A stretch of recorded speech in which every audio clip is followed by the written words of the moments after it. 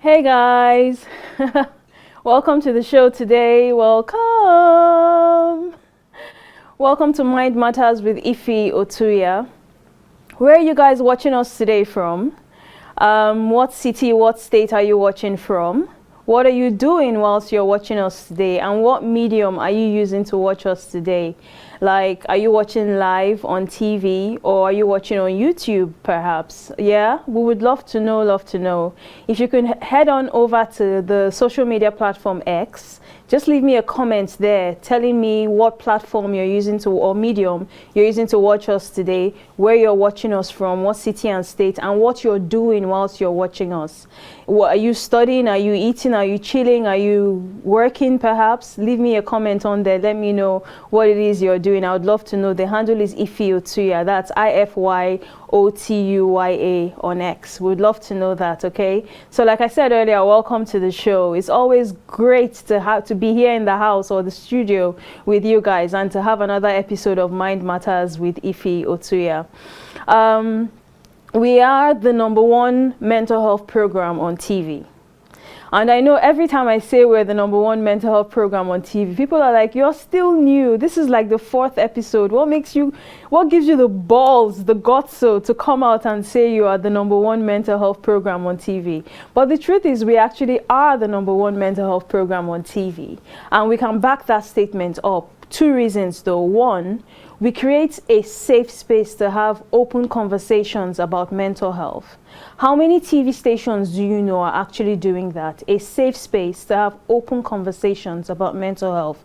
So there are like no taboo areas, no holds barred, no like restricted areas. We have absolutely any conversation and all conversations that have to do with mental health. Some people will say, yeah, we have open conversations about mental health, and they invite you to the party, right? But when you get there, they're like, oh yeah, don't talk about this. Oh, we can't talk about that. Oh no, don't go into that area. We don't do that on this show. Anything that has to do with mental health, if we're in it, we're gonna have that conversation. Okay, so that's the first reason why we're #1. The second reason why we're the #1 go-to show on TV for mental health or all things mental health is because we promote a culture of mental health literacy. Who else is doing that? Like, nobody else is doing that. Like, give us our flowers, guys. We promote a culture of mental health literacy. So on this show, you find that we read articles on mental health, articles that talk about mental health problems and solutions. We read stories on mental health. We read quotes, mental health quotes on the show as well. So lots of different practical resources and guides on mental health. We do that, we read them on the show, and we even have resource for you today on this, for this episode as well. So the whole idea is that as you watch us going through mental health literature, you feel inspired and encouraged to go home and peruse mental health literature as well. Hopefully you can check out our resource page online. You can get information on there. You can get free resources on there, or you can get resources from elsewhere. It doesn't have to be from us directly. And just learn about mental health and keep taking part in the conversation about mental health. So we do that on this show, and that's why we are #1, guys. Okay, so moving on to introducing myself. I'm your hostess with the mostess. My name is Ify Otuya. I'm a mental health educator and advisor. Okay, I'm also the founder of the platform ifyotuya.com. It's an educational platform that provides practical guidance on mental health. So what sort of resources or services do you find on ifyotuya.com? You'll find free resources like mental health articles, mental health stories, mental health quotes. You'll find reflections on mental health, practical guides, etc., all free for you. So you can check that out anytime, whenever. Like, nothing stops you from going on there and actually perusing the resources that are on the website. What else will you find on there? You'll find masterclasses at ifyotuya.com. Our flagship masterclass is called Learn the Mental Health Skills You Need. And this is a masterclass in which we teach 10 essential mental health skills. Okay, so you walk away from that masterclass feeling like a pro. Then we have workshops on the platform as well, and then practical personalized mental health sessions, okay, mental health guidance sessions. So what's the thing about this mental health guidance session? We just provide personalized guidance and support to people with mental health challenges in the form of advice. So with that advice, you're able to look at your situation that you're going through, or whatever circumstance you're in, with clarity of thought and take the next step forward. So that's what ifyotuya.com is about. You should definitely check that out in your own free time. Okay, cool. So moving on to the topic of the day. Woo, I'm so excited about this part.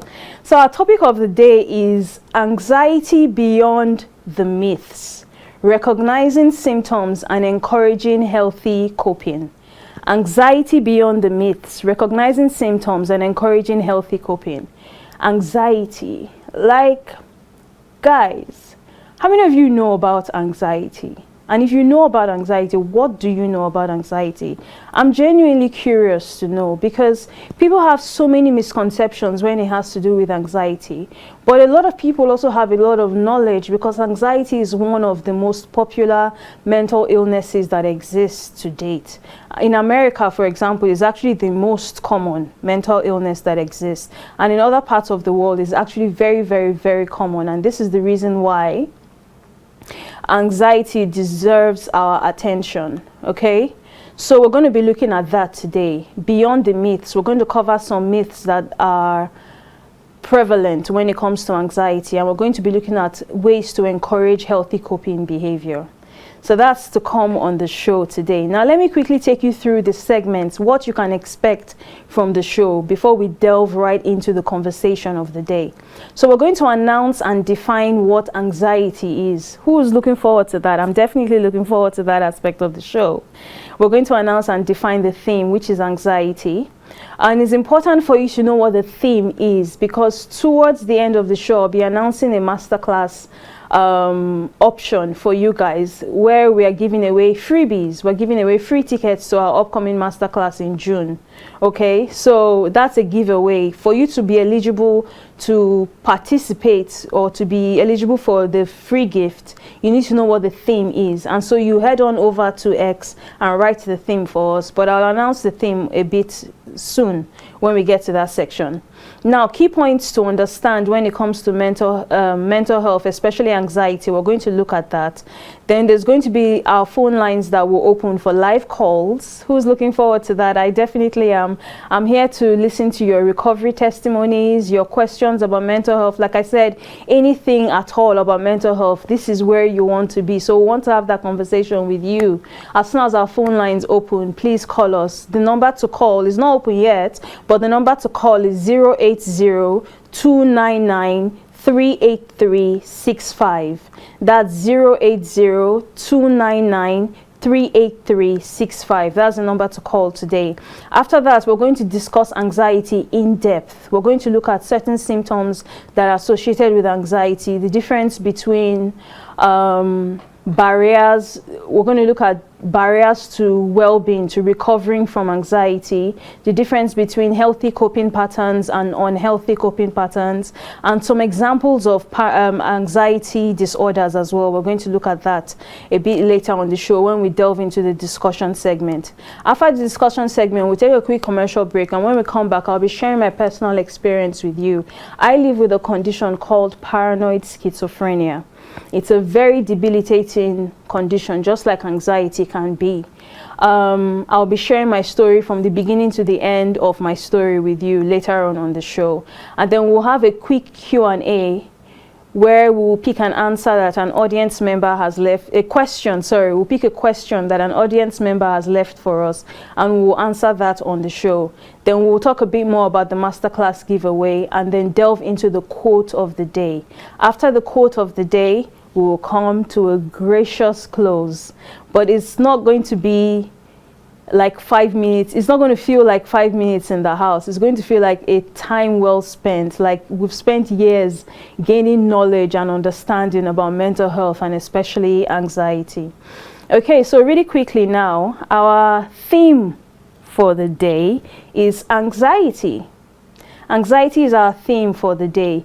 You need to know what this theme is, because when it's time to give away tickets. I'll be randomly selecting winners of the Masterclass ticket.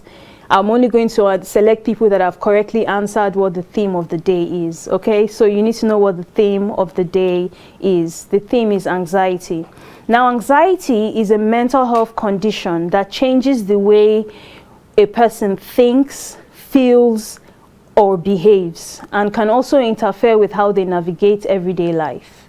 I'll take that again. Anxiety is a mental health condition, not a mental health feeling, a mental health actual condition, not a mental health challenge, but an actual condition, an illness, a disorder that changes the way a person thinks, feels, or behaves, and can interfere with how they navigate everyday life.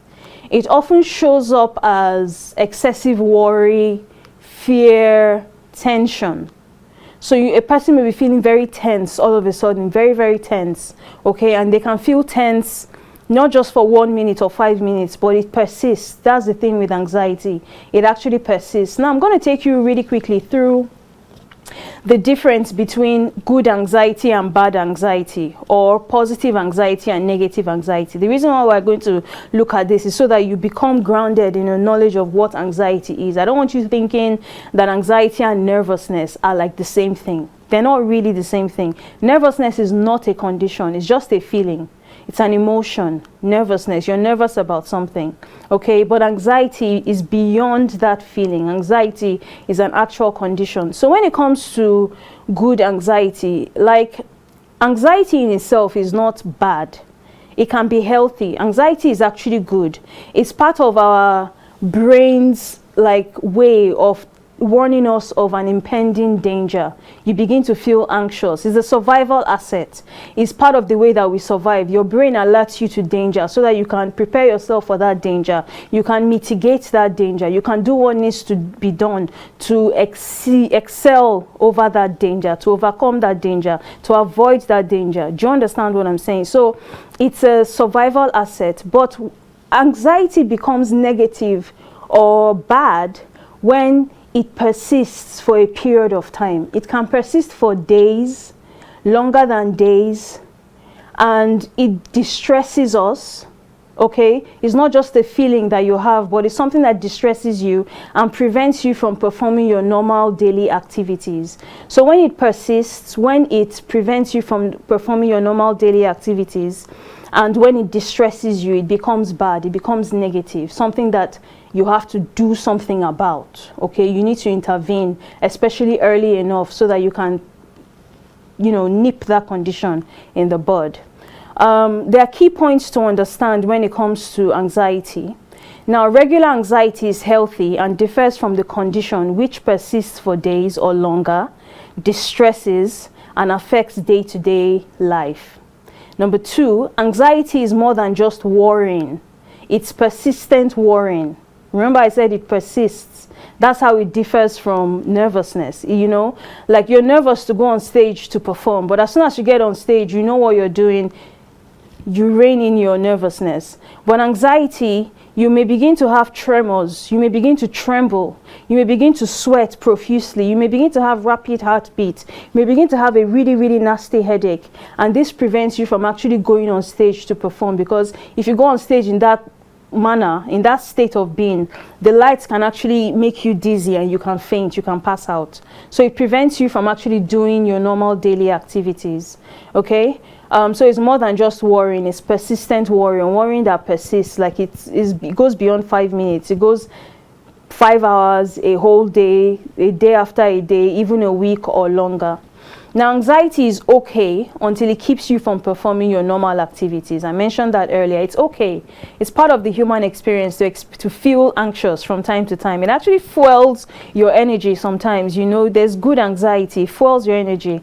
But if it keeps you from performing your normal activities, it becomes not okay.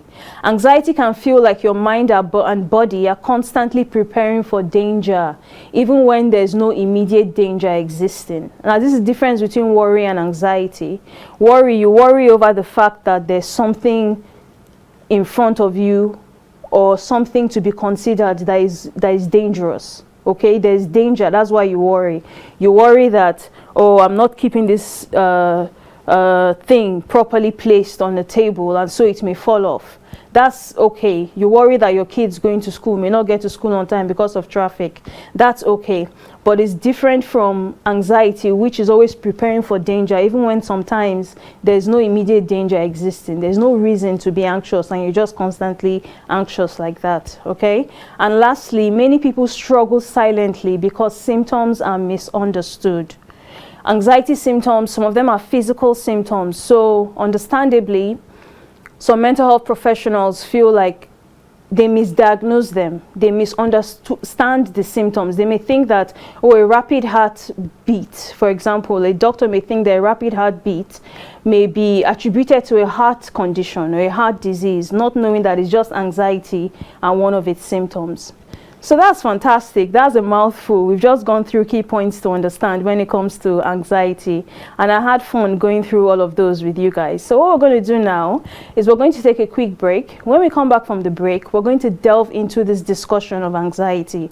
We're going to look at some very, very key things to understand. Examples of anxiety disorders, barriers to recovering from anxiety, healthy coping patterns, unhealthy coping habits, etc., etc. Our phone lines will also open, and we would love to hear from you. Don't go away. Let's go on a break now.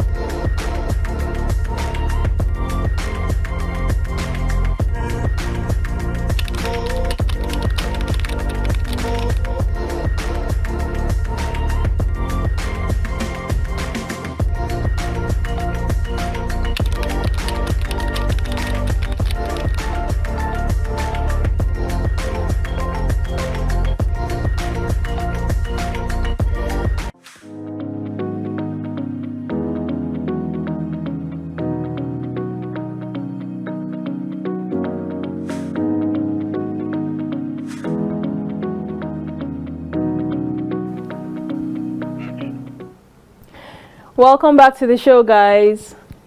So we're still on the topic for the day, which is anxiety.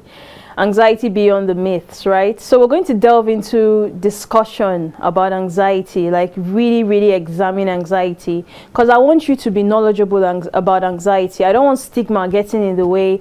I don't want lack of awareness getting in the way. I don't want lack of empathy or understanding getting in the way. I want you to be knowledgeable about anxiety so that you can mitigate symptoms in yourself or even symptoms in others, in a loved one or in a friend. You can help to mitigate their own symptoms as well. But before we delve into that discussion, I just want to let you know that our phone lines are now open, and our number to call is 080-299-38365. okay, so that's 080-299-38365. the phone line is now open. You can call. If I'm busy like talking, examining and analyzing anxiety, and you feel like you want to call, don't let the fact that I'm talking dissuade you from calling. You can call. I will pause the conversation or the discussion at any point in time and answer your phone call. Okay, so I look forward to hearing your questions about anxiety or your recovery testimonies or any feedback that you have for us, maybe just to help us improve the show. We would love to hear that. Now, delving into anxiety disorders, there are some examples of anxiety disorders that you need to know. Some people are already diagnosed with some of these disorders, but other people are yet to be diagnosed, and maybe they do have the condition, but they just haven't gotten themselves to the point of seeking professional help yet to get to the point of a diagnosis and personalized treatment plan. So the more aware you are of the monster, the more you can tame the monster. Now, examples of anxiety disorders include phobias. Okay, actually having a phobia is an anxiety disorder. Separation anxiety is another one. Panic disorder. People with panic disorder tend to have a lot of panic attacks, which is very detrimental to one's well-being. Social anxiety disorder is another one. It's the fear of crowds or crowded places. Some of you would think, why is anyone scared of crowds and crowded places? Believe you me, it does happen. It's a real condition, and there are people that are struggling with it, okay? So it's something that exists. It's very valid. Then generalized anxiety disorder, which is characterized by a worry or anxiety about anything and everything, just random things in general. Some people are just constantly worried about random things. A lot of them have generalized anxiety disorder. That's a valid condition. Then PTSD, that has to do with people who go through post-traumatic stress disorder. That's the full meaning. People who go through a lot of traumas. Some of them have been through wars. Some of them have been through violent conflicts. They have post-traumatic stress disorder. It's common with people in that, sort of situation. And then OCD, obsessive compulsive disorder, just obsessing and compulsively obsessing over things, compulsively obsessing over cleaning, over tidying up a room, over walking in a straight path or walking in a particular manner, over having a conversation in this particular manner. So that's another anxiety disorder that exists. Okay, now let's look at long-term health impacts of chronic anxiety. Anxiety itself is, some people think that we have this misconception that anxiety is life-threatening. Anxiety itself is not life-threatening, but when it happens chronically, that's over a long period of time, it persists without being managed, without professional support, without being managed at all, it just persists over a long period of time, then it can have negative impacts on a person's health that can be quite life-threatening. So some conditions that can develop as a result of unmanaged long-term persistent anxiety include heart disease, stroke. You can have a stroke because you have anxiety for a long period of time and you're not managing it properly. So you can have a stroke. You can have reduced immunity. Now the problem with reduced immunity, when your immunity goes down, is that it makes you susceptible to all kinds of illnesses, So sleep deprivation is another one. People who have anxiety for a long period of time and it's left unmanaged, they have difficulty sleeping. They can develop heart attack as well, and then kidney problems. So what this tells me, and hopefully tells you as well, is that if you're experiencing anxiety, I'm not talking about positive or good anxiety. I'm talking about the negative, bad one, the one that persists, okay, over a period of time, a long-term period, over a period of days or longer, the one that causes you distress, that you can't think straight, you cannot do the things that you normally would do, and the one that prevents you from performing your normal daily activities. If you're experiencing that kind of anxiety, you want to do something about it. You want to resort to healthy coping habits, or you want to see a mental health professional who may also recommend healthy coping habits, lifestyle changes for you, or may put you on medication, as the case may be in your own situation. Yeah, so these are the long-term health impacts of chronic anxiety. Now, some common symptoms that are associated with anxiety, because some of you are listening to me talk about anxiety and you're trying to, grapple the whole thing and wrap your head around it. You're like, okay, so how do I know if I have anxiety beyond just our surface understanding of what anxiety is? What symptoms do I exhibit to let me know that, oh, this must be anxiety? Or what symptoms is my loved one is exhibiting certain symptoms and I'm thinking this might be anxiety related, but I'm not sure. What symptoms should I be looking out for to stay on the course of, or on the path of, understanding or identifying anxiety? I got you covered. Now, the thing with anxiety is there are so many symptoms that are associated with anxiety, but we've actually truncated them down into 3 categories for you. And those 3 categories are behavioral symptoms, emotional symptoms, and physical symptoms. Now, let's look at the emotional symptoms that are associated with anxiety, first of all. They include excessive worry. I talked about that earlier, worrying about things just excessively. They include fear as well, irritability, restlessness, getting tired easily. When it comes to irritability, it's so understandable that a lot of people with anxiety have that emotional symptom because their minds are constantly analyzing so many different mental scenarios. They don't have mental rest. They're so busy mentally on analyzing things, like ruminating over things. And so when they don't have the extra energy to afford a person in their environment attention, and so when you're trying to get attention from that person, they become irritable because that's not where they are, or that's not where they want to be. They would rather be in their stuck in their minds, with those thoughts, those ruminations that they're having, just having huge heightened mental activity. So it's understandable that people with anxiety are irritable, and it's not something that is unique to anxiety alone. There are so many mental health disorders that irritability is actually a prevalent symptom. For example, paranoid schizophrenia, which a condition that I live with. I remember I used to be so irritable back in the day when I struggled with paranoid schizophrenia, but I'm not in that place anymore because I learned tools and skills to help me get out of that hole, and thankfully I'm living the life now, the life of overcoming paranoid schizophrenia. And nothing stops you from overcoming anxiety as well and living that good life if you're currently stuck in a hole. Okay, so now let's look at physical symptoms that are associated with anxiety. They include rapid heartbeat. We talked about that earlier, just that constant heightened fast-paced beating of the heart, sweating, trembling, abdominal pain, difficulty sleeping, muscle tension and choking, or breathlessness, fatigue. Why are you so fatigued? Now, the difference between like fatigue and tiredness is that the person who is fatigued, right, they're spent, like their body is exhausted, and you're wondering, you've been sitting down in that chair for like 5 hours. What's causing you to be so exhausted? You've just been sitting there listening to the radio or scrolling on your phone. What's causing you to be so exhausted or so spent? You're not tired from doing nothing. You can be tired from doing nothing, right? But fatigue has to do with a physical exhaustion. Like your body is exhausted, your muscles are exhausted, and you just wonder, what have you been doing since you've been doing nothing?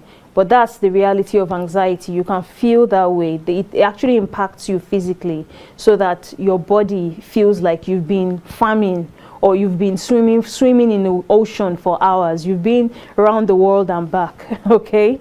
Now, behavioral symptoms include avoidance, overthinking, difficulty concentrating, constant reassurance seeking. Some common myths about anxiety. Some people think that anxiety is just overthinking. It's not just overthinking. Okay, it's more than just overthinking. There are so many symptoms that are associated with anxiety, and it's more than just overthinking. It's actual physical symptoms that impact the body as well. Then people with anxiety are weak. That's another myth that people have. If you have anxiety, it's just part of the human experience. You're human. You know, you're demonstrating the fact that you're human. You have a human experience. You have anxiety. It doesn't make you weak. Is a person weak because they are human? It doesn't make you weak. But if you develop anxiety as a condition and you don't do anything about that condition, you don't intervene, you resort to unhealthy coping mechanisms rather than healthy coping habits or healthy coping mechanisms. If you resort to unhealthy ways rather than healthy ways, then that's something that doesn't demonstrate strength. That demonstrates weakness. So the fact that you have anxiety doesn't make you weak, but if you don't intervene in your anxiety healthily or positively, you are weak. You fit the stereotype. But just exhibiting or experiencing anxiety on its own does not fit that stereotype, and that's a myth that we have to do away with. And finally, some people think that anxiety is not a real mental health challenge, or they think that you can simply stop worrying. People with anxiety have a penchant for excessive worry. They can't just stop worrying because they want to psych themselves into stop worrying. Okay, you can't just stop worrying. It's a condition. It's like when you have paranoid schizophrenia, you're so paranoid. You're paranoid sometimes that people are trying to kill you. Oh my gosh, you can't just tell the person, just stop being paranoid. They have a condition that is making them feel that way. And the same thing with anxiety. They have a condition that is making them worry excessively. The fact that some people think is not a real mental health challenge is just hogwash. You know, anxiety is actually a real mental health challenge. I've heard people say things like, oh, all these people that are complaining about anxiety, they're just seeking attention. You know, they want to be part of the conversation, the mental health conversation, and they want pity. That's so erroneous. There are people that properly, like really, really experience anxiety as a condition, and it is a real mental health condition. You can't just say depression is acceptable, bipolar disorder is acceptable, psychotic illnesses like schizophrenia are acceptable, personality disorders too are acceptable. But when it comes to anxiety, that's not a real mental health condition. You can't really say that because that's not founded on science, okay? The science tells us that it's a real mental health condition. So anxiety is real. Compassion and understanding matter a lot, and support goes a long way. You can find support in so many ways. Build a support network for yourself is very, very important. Okay, now some barriers to well-being. Barriers to well-being include silence, fear, and stigma. Okay, they also include unhealthy coping patterns. And I can't overemphasize the importance of support systems when it comes to anxiety. You can rely on friends and family members. You can build a support network by incorporating your friends and family members into your support space. Talk to them, talk about how you're feeling, find trusted people you can trust. You shouldn't wear the cloak alone. You shouldn't carry the burden alone. You shouldn't try to do anxiety alone. You should try and get support from loved ones. You can even reach out to mental health professionals that you can put in your support network. You can reach out to support groups where you find other people like yourself. Then there's peer-to-peer support networks where people like yourself are teaching others. They're teaching about mental health problems, mental health solutions. They're guiding other people through science-backed methods or approaches of addressing mental health challenges. So there's so many different kinds of people you can build a support network with. Don't do it alone. Now, quickly, let's look at unhealthy coping approaches. These are some of the unhealthy methods some people use to address their anxiety. Unhealthy. Let's check them out. Now, overworking or using constant distraction to avoid feelings. Some people are just stuck on autopilot, work. They're not resting. And some of them are addicted to working, but some of them use working as a means to avoid or escape from anxiety feelings or anxious feelings. That's a no-no. You don't want to do that because you're not addressing the root of your problem. And sometimes you are only escalating the problems that you have and getting them to more dangerous levels. So another unhealthy coping approach is excessive reassurance seeking from others.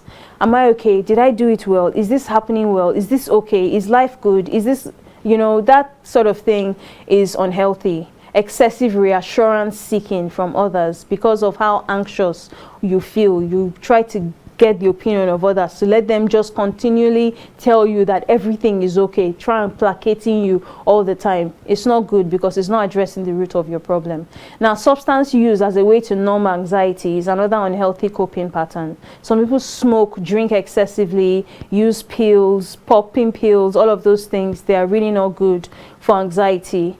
When you smoke a cigarette, sometimes it can give you a temporary sense of temporary relief, but that's just temporary. It's not actually solving your problem. So you want to use approaches or methods or skills that will actually solve your problem, solutions that will solve your problem on a long-term basis, not a temporary relief that compounds your problem.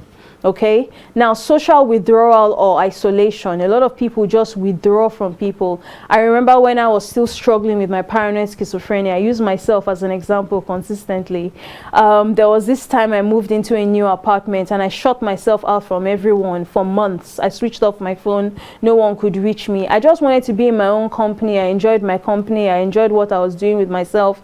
People couldn't reach me, but it's as good as it feels. It's actually a symptom of a mental illness, and you want to address that. You want to nip that in the bud. Why are you isolating yourself and not really getting much done in life? Because you are spending hours on hours upon hours with your own self in your own tiny corner of the world. That's wrong. Emotional suppression or emotional outbursts. People with anxiety have that symptom.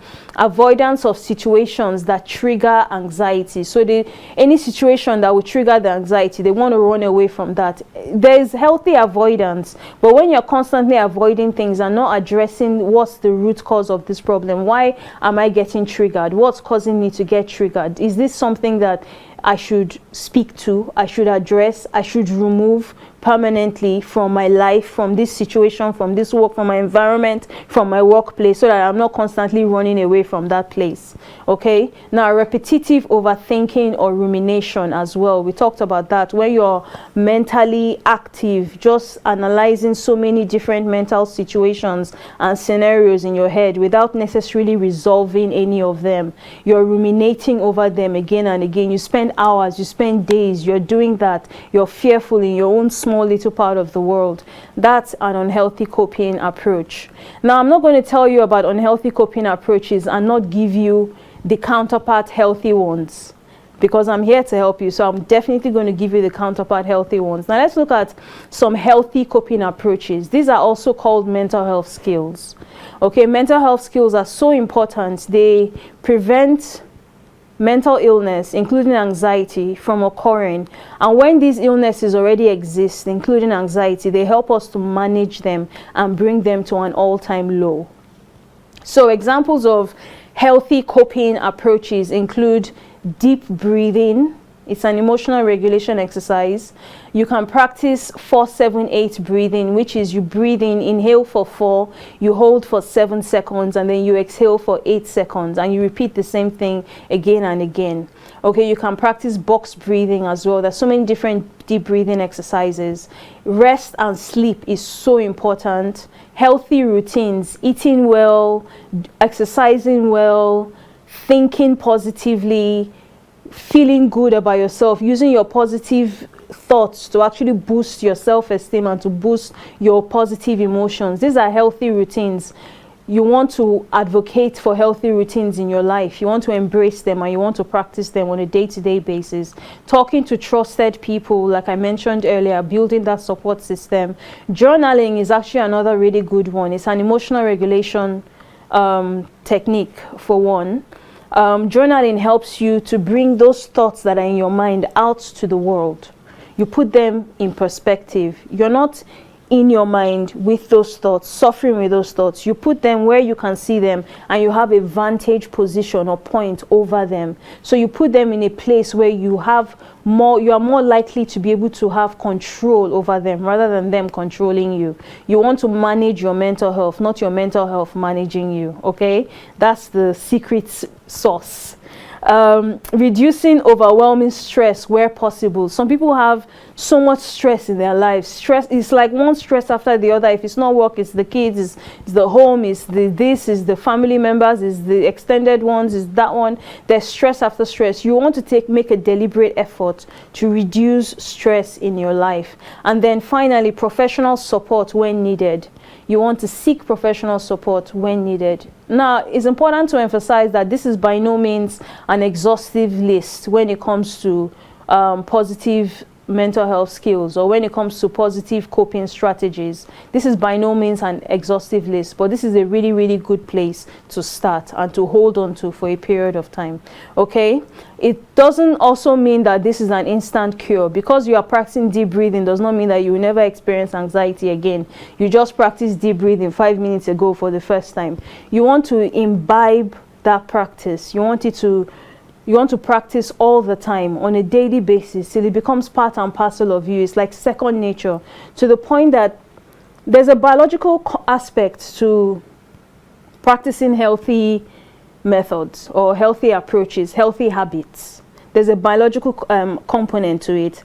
When you're learning mental health skills, okay, and you're practicing your mental health skills daily, your brain begins to create new neural pathways that learns these skills, programs these skills into you, these responses into you, helps you become more calm, become more aware, become more resilient. In essence, helps you to control your anxiety. So when you are learning mental health skills, your brain creates new pathways that helps you to control anxiety. And over a period of time, your anxiety becomes less and less frequent till it's not a struggle anymore for you. It sounds like hogwash, right? But it's actually science-backed. It's actually true. Mental health skills are that effective, and your brain is actively involved in learning new skills that can help with your survival as a human being. Now, I'll leave you with our mental health tip of the day. The tip of the day says, not every thought deserves your fear. Okay? Pause, breathe, and ground yourself in the present moment. Not every thought deserves your fear. Pause, breathe, and ground yourself in the present moment. Okay. Now, I mentioned earlier, because I said I'll leave you with the mental health tip of the day, doesn't mean I'm going away. I'm still here. We're still discussing anxiety or mental illness. But I mentioned earlier about my journey with paranoid schizophrenia. And really quickly, I'm going to tell you about that journey. My story began in 2009. I relocated from the UK to Nigeria to come and launch my music career, which I had been pursuing abroad for a period of time. When I came to Nigeria, the scene was hot, like everybody was active, boisterous. It was just like people wanted to hear your songs. I was granting interviews, I was performing here and there. I was garnering a name for myself. Like I was quite successful to a certain degree. But after a while, I began to realize that a lot of people, majority of people who were calling me for shows, didn't want to pay me to actually perform at their shows. They wanted me to do free shows for them. And that was a problem. That, in fact, is a problem for any business whatsoever that you're involved in. It's going to affect your bottom line. Like you're dressing up every day, you're putting on makeup, you're driving your car, you're fueling your car, you're going from this venue to the other venue, you're hustling, and there's no recompense financially for all of that hustle. It took its toll on my mental health. I became quite disillusioned with the whole thing. I became quite depressed. I would lock myself in my room for hours, for days. I would speak to any family member. People were quite worried about how things were developing, you know, or unfolding for me. As time went on, my music career took a back seat. I then relocated back out of the country, abroad, and then came back again. So I was just like here and there, not really fixed in any particular place. experiencing depression in and out. Not, I wasn't diagnosed with the depression, but you know, I was feeling depressed about how my career had turned out and how things weren't working out for me.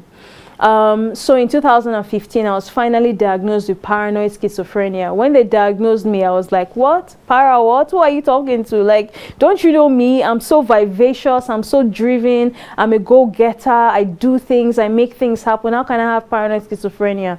But they don't write the condition on the forehead. Like, mental illness or mental health is not a respecter of person. Anybody can have a mental illness, no matter how you look or what your background is. And so I carried on like that, refusing to accept the diagnosis, and so I wasn't taking treatment for it. Even though I was diagnosed, I was prescribed treatment, but I wasn't taking treatment because I didn't believe that there was anything wrong with me. And so as a result, I was relapsing again and again and again and going back to the psychiatric hospital. Eventually I got tired of that trajectory in my life, and I badly wanted to see a change. And so I came to a turning point where I decided that I was not only going to embrace the diagnosis, I will embrace treatment, and then I'll begin to empower myself by writing articles, researching and writing articles and thought pieces on mental health to help me become more knowledgeable and empowered. And I didn't stop there. After I did that, it began to show positively in my life, but then I did it for other people as well. And that's how I ended up here today as a mental health educator. Although I have a degree in psychology from the London Metropolitan University, I hold mental health education very close to my heart. It's something that I do on a good day or on a bad day, on a day when I feel like doing it or a day I don't feel like doing it. And so that's how I ended up on this show, you know. And the whole point, what's the moral of the story? It doesn't matter who you are, what your background is, or how long you struggled. I don't struggle with paranoid schizophrenia anymore. I've overcome it because I've learned the tools and skills to help me stay afloat. And the same thing can happen for you as well. We're going to take a quick break. When we come back, we will wrap things up and come to a close. Don't go away.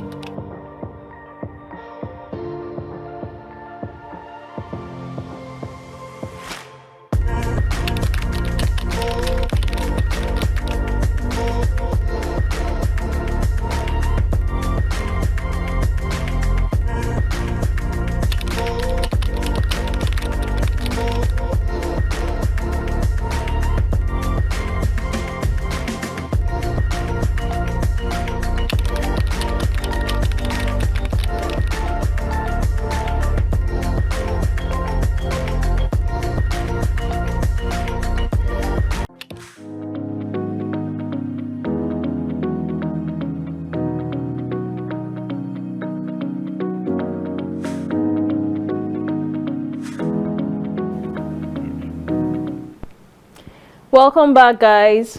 Okay, so we have a question of the day, and our question reads, when should someone seek professional help?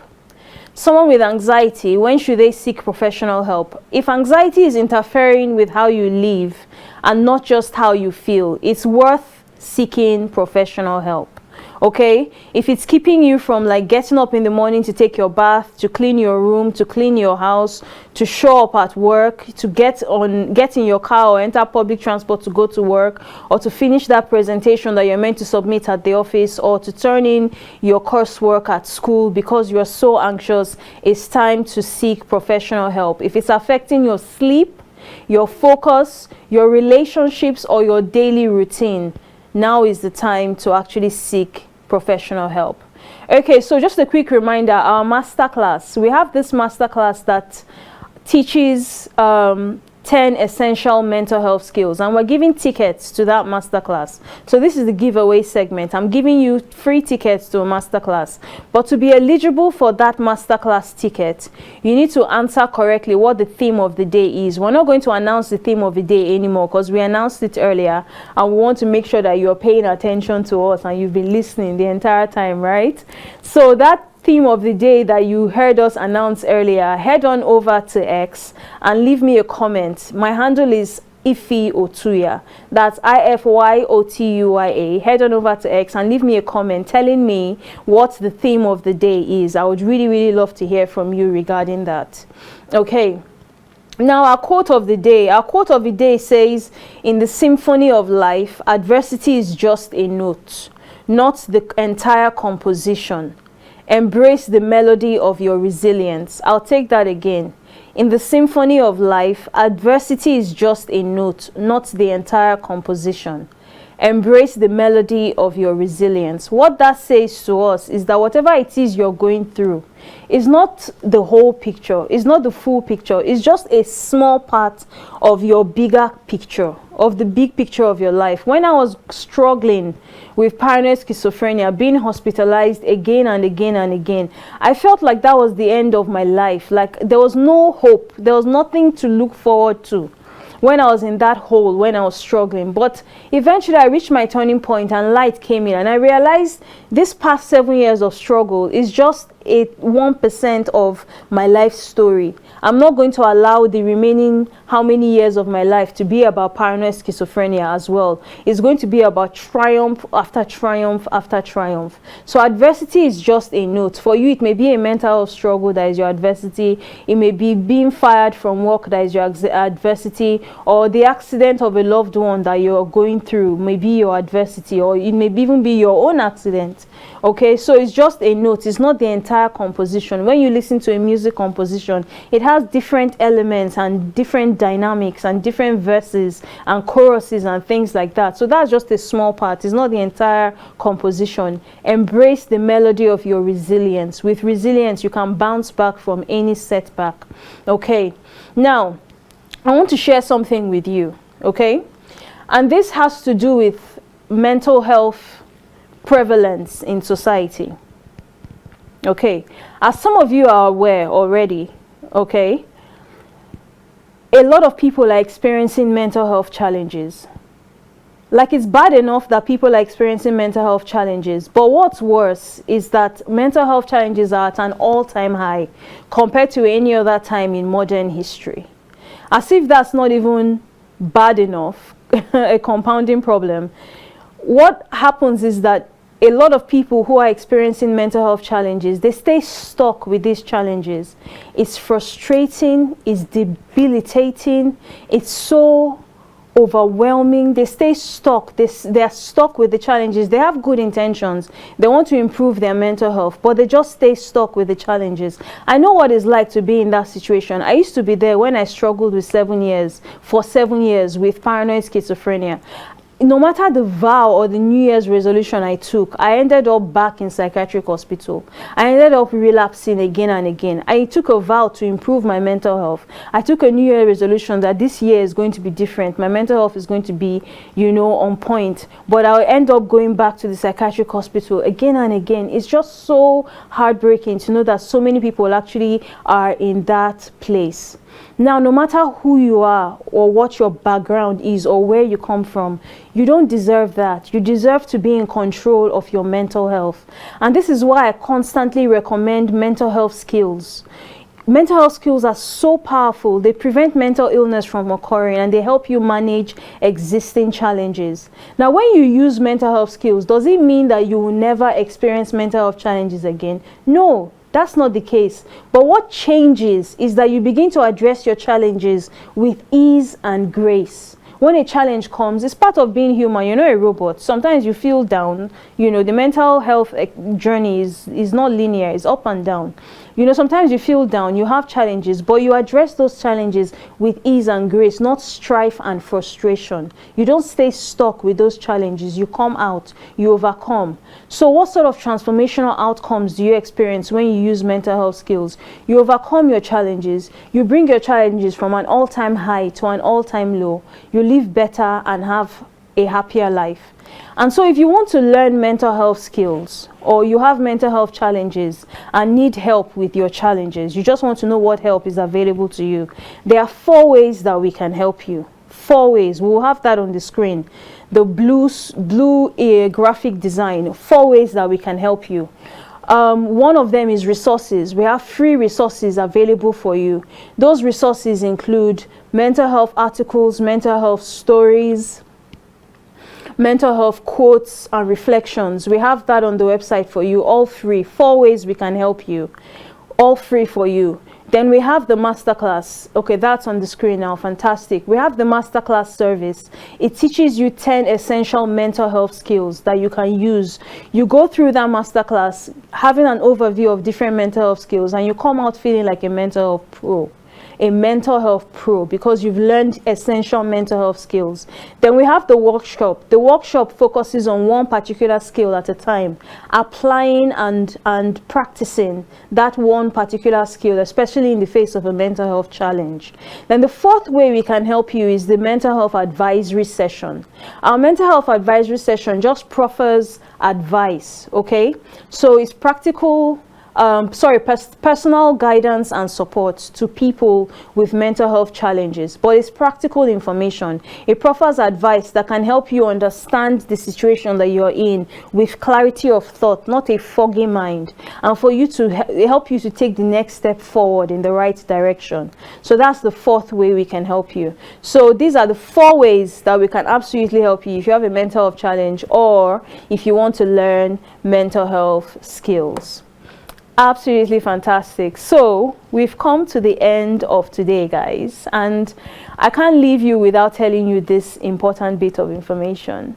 If you want to follow our work, or you want to be part of our growing movement, mental health resilience movement, and you want to stay up to date with what we're doing, or to stay in touch with us, or to contact us, connect with us on social media, you can absolutely do that. We're on social media, on X and YouTube. The handle is Ify Otuya. That's one word, Ify Otuya. We're also on other platforms, including LinkedIn, TikTok, Facebook. But once you find me on X, you'll find me on all the other platforms. On X, just check my bio. It has the handles for all the other platforms, because my name changes across platforms. So that's why it's not the same name across platforms. It's first of all, go to X, and then you'll be able to find me on the others. So you can watch this video on YouTube in case you want to check out some of the gems that we put out earlier, and you want to watch the video. Even if you want to watch it again and again and again, you're free to do that by checking it out on YouTube. That's pretty much all we have for you today. We've come to the end. Until next time, let's talk openly about mental health. Bye-bye.